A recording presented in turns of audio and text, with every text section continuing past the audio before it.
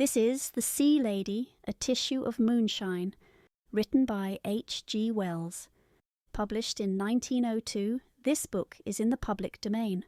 Narration by ElevenLabs Professional Voice Clone, Anna Rita 2. Chapter 5. The Absence and Return of Mr. Harry Chatteris. Section 1.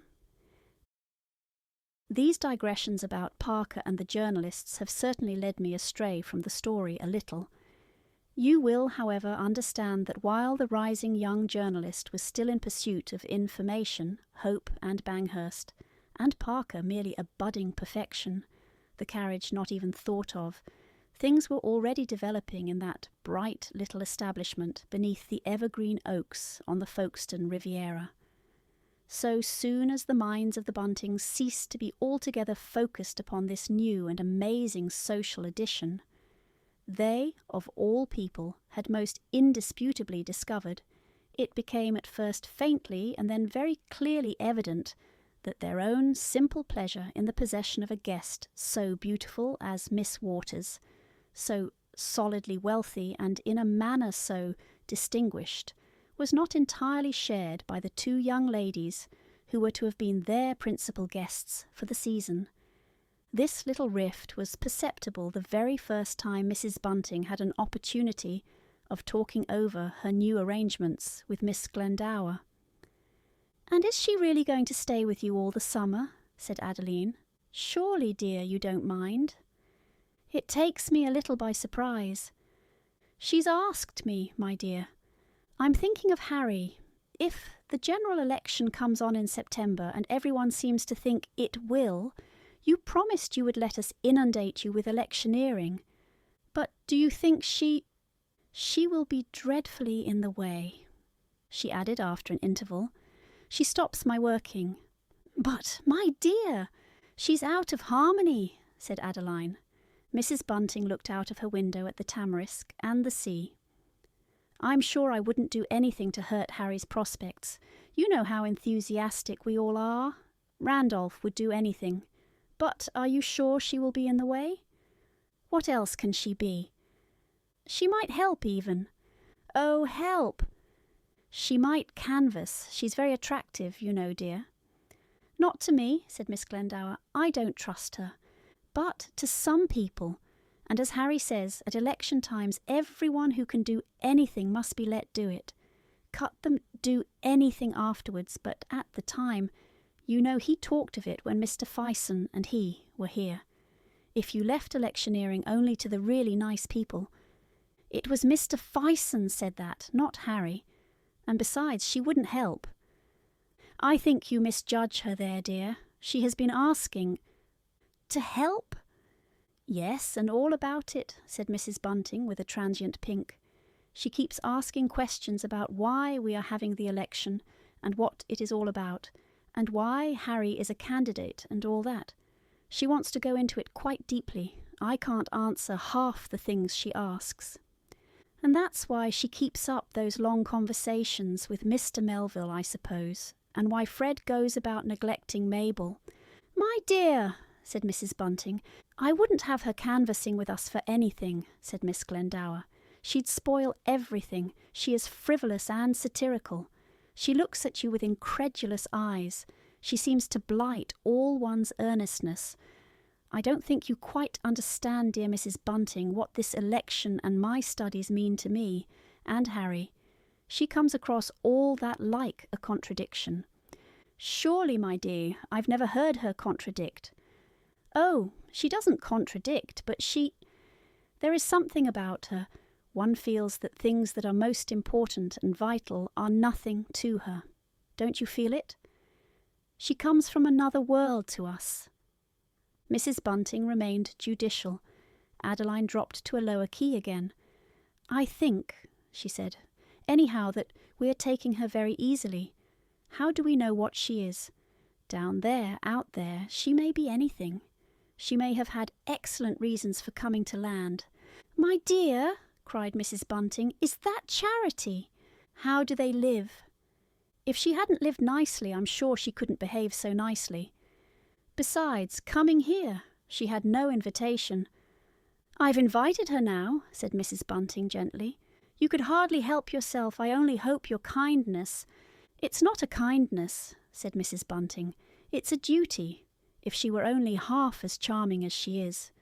You seem to forget," her voice dropped, "what it is she comes for." "That's what I want to know. I'm sure in these days, with so much materialism about and such wickedness everywhere, when everybody who has a soul seems trying to lose it, to find anyone who hadn't a soul and who is trying to find one. But is she trying to get one? Mr. Flange comes twice every week. He would come oftener, as you know, if there wasn't so much confirmation about. And when he comes, he sits and touches her hand if he can, and he talks in his lowest voice, and she sits and smiles. She almost laughs outright at the things he says.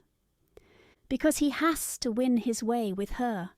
Surely Mr. Flange may do what he can to make religion attractive. I don't believe she believes she will get a soul. I don't believe she wants one a bit." She turned towards the door as if she had done. Mrs. Bunting's pink was now permanent.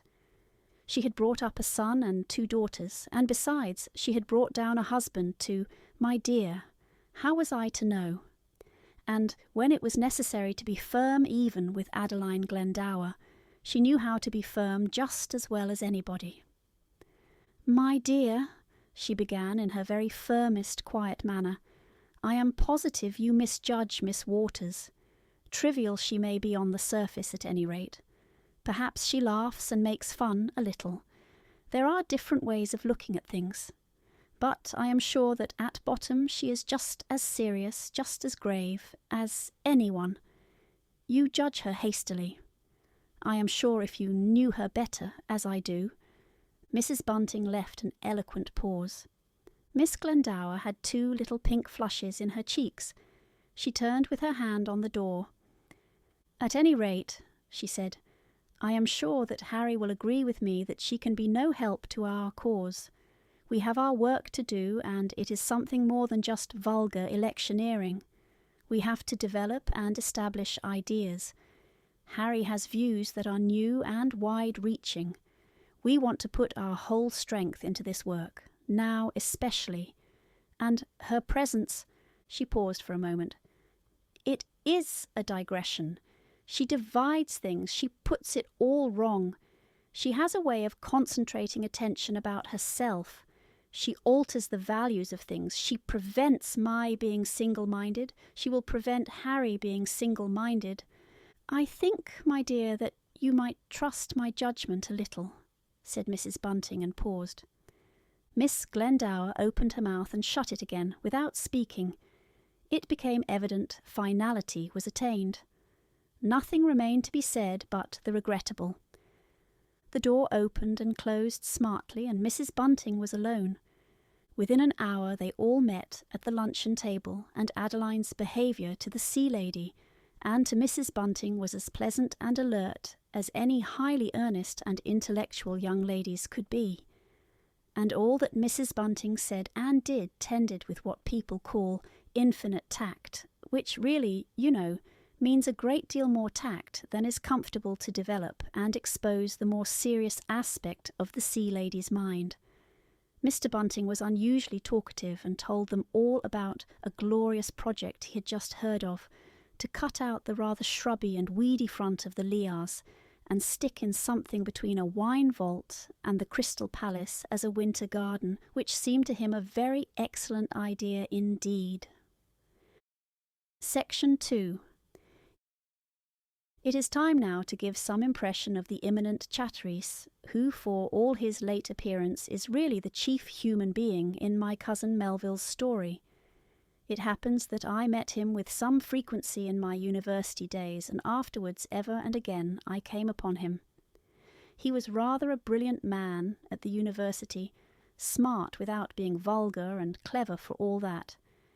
He was remarkably good-looking from the very onset of his manhood, and without being in any way a showy spendthrift, was quite magnificently extravagant. There was trouble in his last year, something hushed up about a girl or woman in London, but his family had it all over with him, and his uncle, the Earl of Beechcroft, settled some of his bills. Not all for the family is commendably free from sentimental excesses, but enough to make him comfortable again. The family is not a rich one, and it further abounds in an extraordinary quantity of rather frowsy, loose-tongued aunts. I never knew a family quite so rich in old aunts. But Chatteris was so good-looking, easy-mannered, and clever that they seemed to agree almost without discussion to pull him through. They hunted about for something that would be really remunerative without being laborious or too commercial.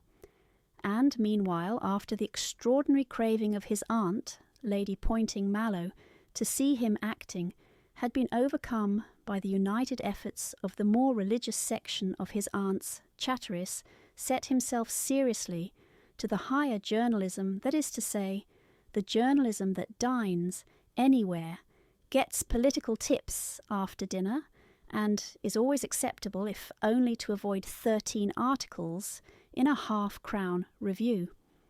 In addition, he wrote some very passable verse and edited Jane Austen for the only publisher who had not already reprinted the works of that classic lady. His verse, like himself, was shapely and handsome, and, like his face, it suggested to the penetrating eye certain reservations and indecisions. There was just that touch of refinement that is weakness in the public man.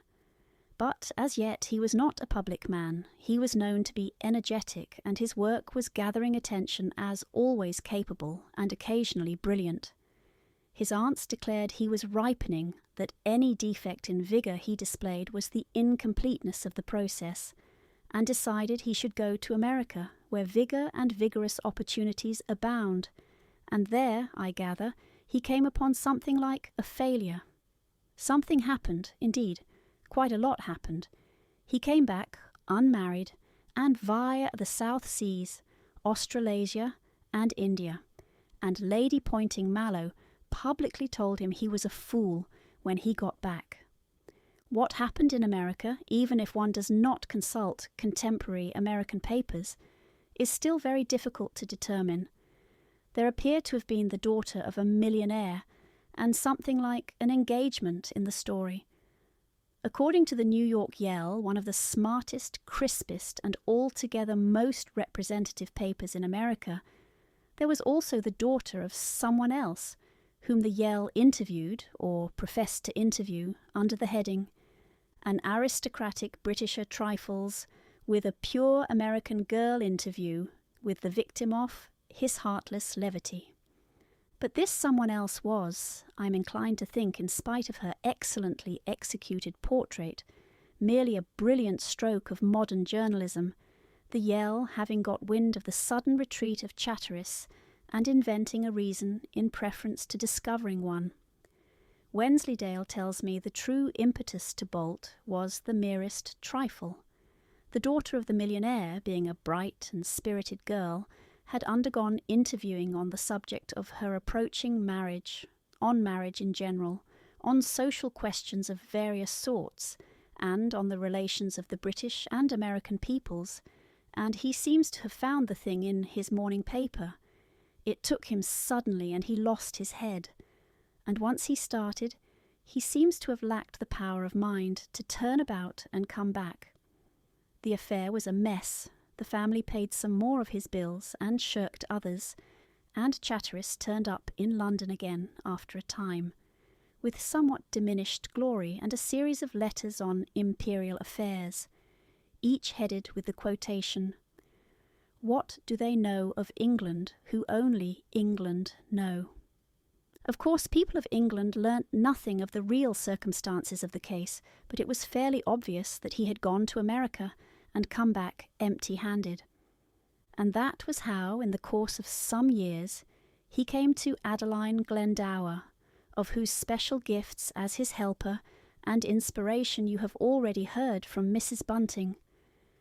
When he became engaged to her, the family, which had long craved to forgive him, Lady Poynting Mallow, as a matter of fact, had done so, brightened wonderfully.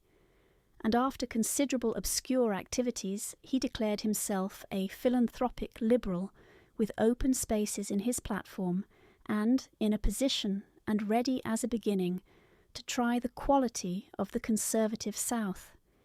He was away making certain decisive arrangements, in Paris and elsewhere, at the time of the landing of the Sea Lady.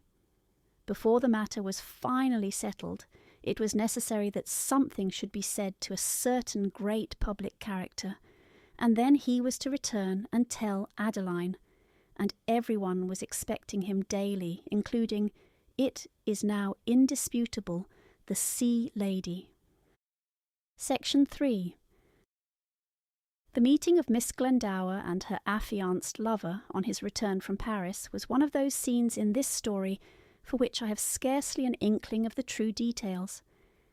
He came to Folkestone and stopped at the Metropole, the Bunting house being full and the Metropole being the nearest hotel to Sandgate, and he walked down in the afternoon and asked for Adeline, which was pretty rather than correct. I gather that they met in the drawing-room, and, as Chatteris closed the door behind him, I imagine there was something in the nature of a caress. I must confess I envy the freedom of the novelist who can take you behind such a locked door as this, and give you all that such persons say and do. But, with the strongest will in the world to blend the little scraps of fact I have into a continuous sequence of events, I falter at this occasion. After all, I never saw Adeline at all until after all these things were over, and what is she now? A rather tall, a rather restless and active woman, very keen and obvious in public affairs, with something gone out of her. Melville once saw a gleam of that, but for the most part Melville never liked her. She had a wider grasp of things than he, and he was a little afraid of her. She was in some inexplicable way neither a pretty woman, nor a dear lady, nor a grande dame, nor totally insignificant, and a heretic therefore in Melville's scheme of things. He gives me small material for that earlier Adeline. She posed, he says. She was political, and she was always reading Mrs. Humphrey Ward. The last Melville regarded as the most heinous offence. It is not the least of my cousin's weaknesses that he regards this great novelist as an extremely corrupting influence for intelligent girls. She makes them good and serious in the wrong way, he says. Adeline, he asserts, was absolutely built on her. She was always attempting to be the incarnation of Marcella. It was he who had perverted Mrs. Bunting's mind to adopt this fancy. But I don't believe for a moment in this idea of girls building themselves on heroines in fiction. These are matters of elective affinity, and unless some bullying critic or preacher sends us astray, we take each to our own novelist, as the souls in the Swedenborgian system take to their hells. Adeline took to the imaginary Marcella. There was, Melville says, the strongest likeness in their mental atmosphere. They had the same defects, a bias for superiority, to use his expressive phrase, the same disposition towards arrogant benevolence, that same obtuseness to little shades of feeling that leads people to speak habitually of the lower classes, and to think in the vein of that phrase. They certainly had the same virtues, a conscious and conscientious integrity, a hard nobility without one touch of magic, an industrious thoroughness. More than in anything else, Adeline delighted in her novelist's thoroughness, her freedom from impressionism, the patient resolution with which she went into the corners and swept under the mat of every incident. And it would be easy to argue from that Adeline behaved as Mrs. Ward's most characteristic heroine behaved, on an analogous occasion. Marcella, we know, at least after her heart was changed, would have clung to him. There would have been a moment of high emotion in which thoughts of the highest class mingled with the natural ambition of two people in the prime of life and power. Then she would have receded with a quick movement and listened, with her beautiful hand pensive against her cheek, while Chatteris began to sum up the forces against him, to speculate on the action of this group and that.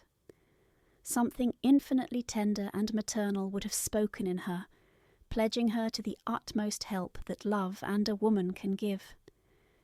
She would have produced in Chatteris that exquisite mingled impression of grace, passion, self-yielding, which in all its infinite variations and repetitions made up for him the constant poem of her beauty. But that is the dream and not the reality.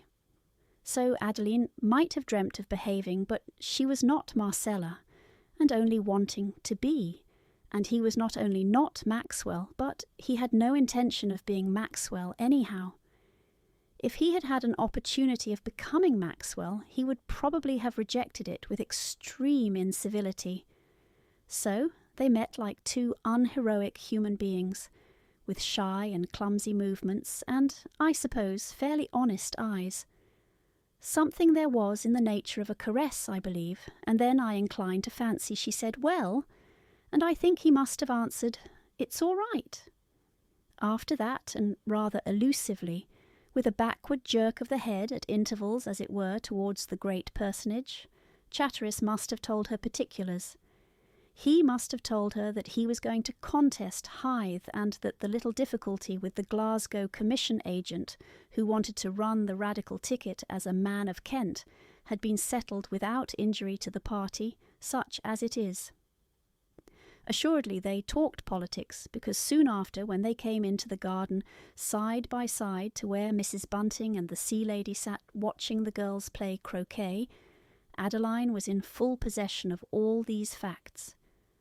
I fancy that for such a couple as they were, such intimation of success, such earnest topics, replaced, to a certain extent at any rate, the vain repetition of vulgar endearments.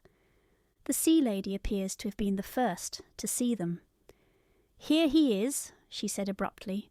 "Whom?" said Mrs. Bunting, glancing up at eyes that were suddenly eager and then following their glance towards Chatteris. "Your other son," said the sea lady, jesting unheeded. "It's Harry and Adeline," cried Mrs. Bunting. "Don't they make a handsome couple?" But the sea lady made no reply and leaned back, scrutinising their advance. Certainly they made a handsome pair. Coming out of the veranda into the blaze of the sun and across the trim lawn towards the shadow of the ilex trees, they were lit, as it were, with a more glorious limelight and displayed like actors on a stage more spacious than the stage of any theatre. The figure of Chatteris must have come out tall and fair and broad, a little sunburnt, and I gather even then a little preoccupied, as indeed he always seemed to be in those latter days. And beside him Adeline, glancing now up at him and now towards the audience under the trees, dark and a little flushed, rather tall, though not so tall as Marcella seems to have been, and, you know, without any instructions from any novel writer in the world, glad. Chatteris did not discover that there was any one but Buntings under the tree until he was close at hand. Then the abrupt discovery of this stranger seems to have checked whatever he was prepared to say for his debut, and Adeline took the centre of the stage.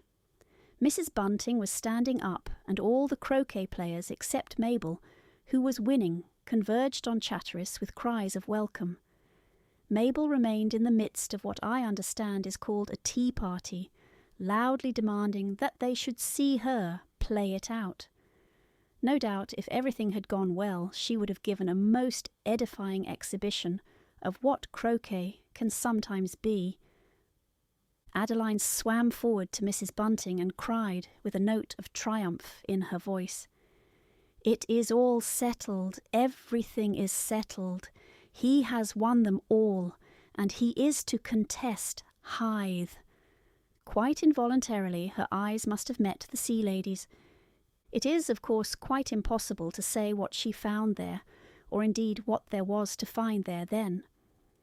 For a moment they faced riddles, and then the sea lady turned her eyes with a long deferred scrutiny to the man's face, which she probably saw now closely for the first time.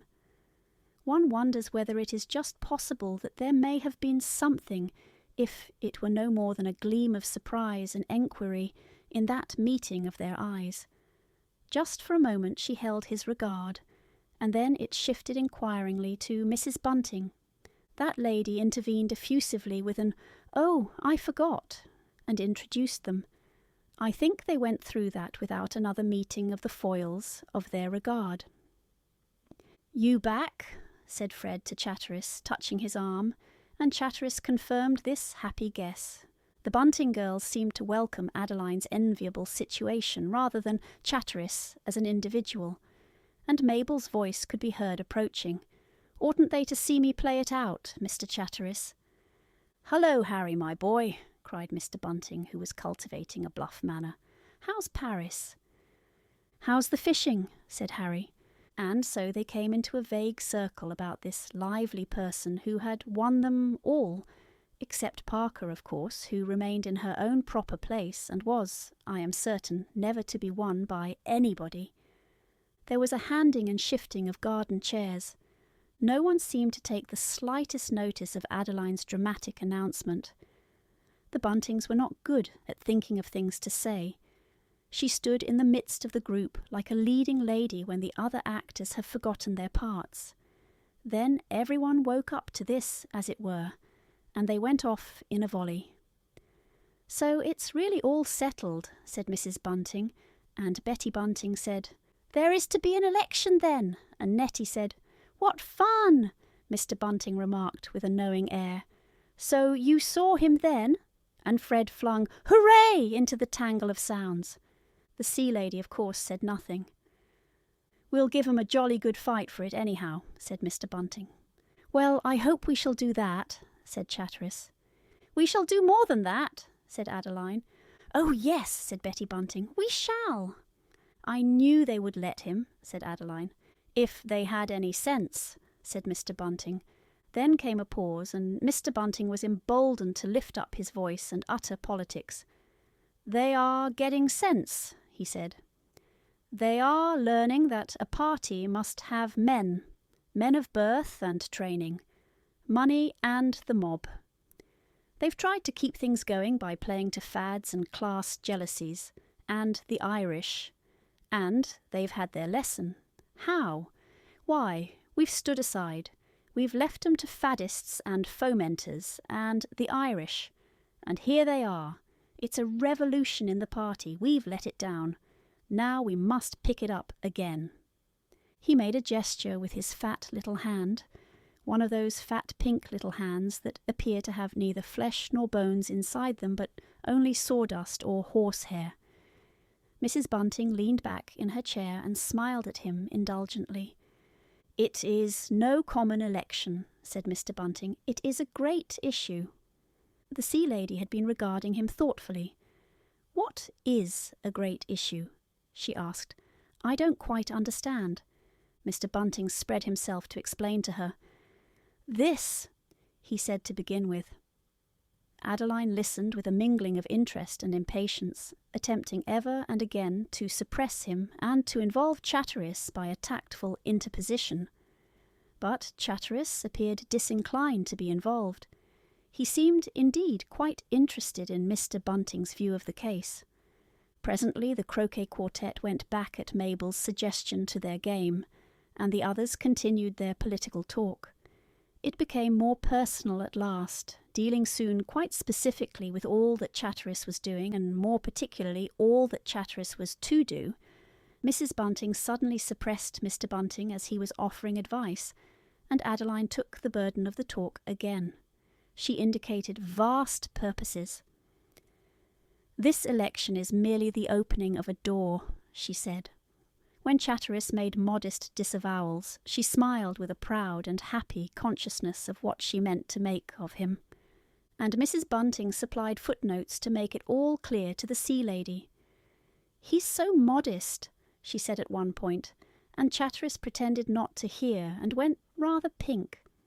Ever and again he attempted to deflect the talk towards the sea lady and away from himself, but he was hampered by his ignorance of her position, and the sea lady said scarcely anything but watched Chatteris and Adeline, and more particularly Chatteris in relation to Adeline.